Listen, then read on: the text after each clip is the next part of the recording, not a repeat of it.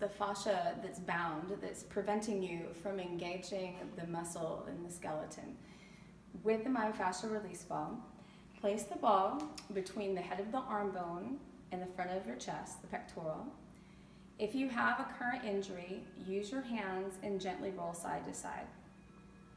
If that's not painful at all, turning to the wall, lean into the wall and again, laterally first, side to side.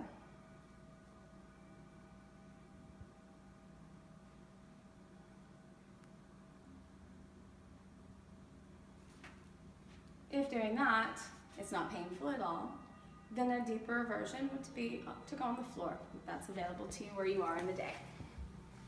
Taking the ball, placing it in the head of the arm bone, between the head of the arm bone and the chest, either arm in front of you or down for more sensation. Roll side to side. Achy sensation's okay, sharp shooting is not okay. And this is never something to be forceful with. You're simply opening up the fascia, so myofascial release, so that you're able to fill fully with your breath, to lift your breath, to lift the spine, to move the arm bones and head back together as a unit. Once this fascia is open, then you can start to get in between your shoulder blade. So identifying the shoulder blade itself, then you go to the inner shoulder blade, not on the spine, but the inside of the shoulder blade closest to the spine. Practicing on the wall is a lot easier.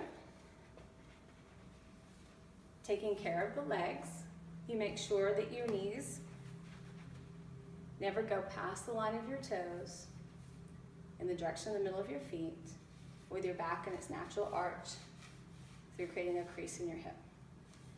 With the ball, with the ball on the inner edge of your shoulder blade, you roll side to side. So you're strengthening your legs and releasing your shoulders. Now you can also stay steady, allowing any knots to melt, and then start to zigzag up to the top of the shoulder and back down again. Remember to drive down through your legs as you come up. You do the same thing on both sides. And when you're ready for a deeper sensation, onto the floor you go. Inner edge of the shoulder blade, making sure your neck is also in a natural arch. So the gentle arc of the lower back and the arc of the neck work together. Side to side, moving the ball steadily up to the top of your trapezius, and then back down again.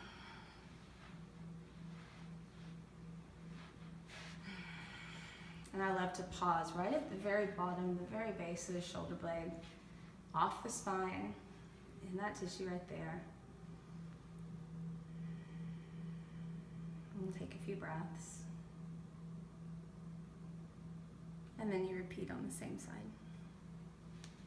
This time, instead of going side to side, roll up and down. The lateral motion helps to warm the fascia up. Then as you press down with your elbows and your feet, you incrementally roll the ball up to the top of your shoulder. This can be done on the wall as well.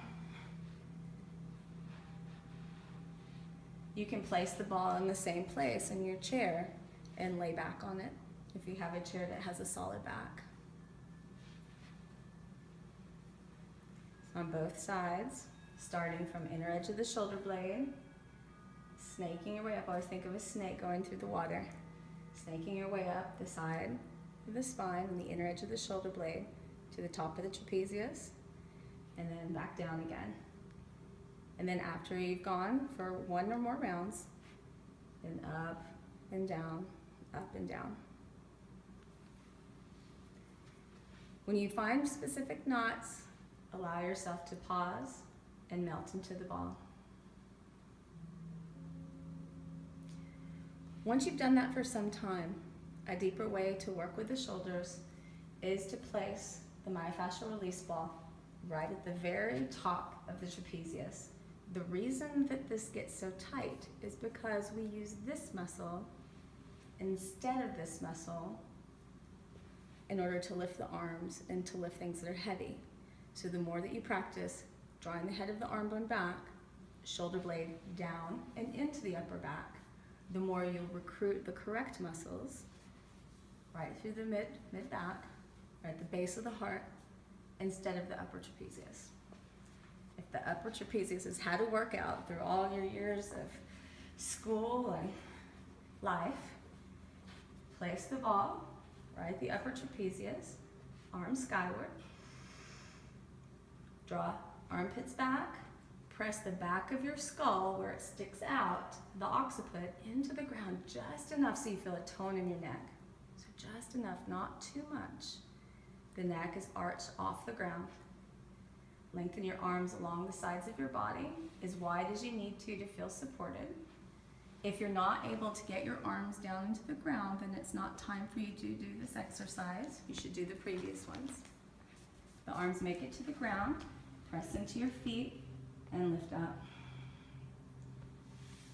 Notice my neck is off the ground, the back of my skull is pressing down, my sitting bones are soft and wide. As I drive down and back with my heels, my body is pressing into the ball, creating a fabulous release for my shoulders. So you do that on both sides. Thank you.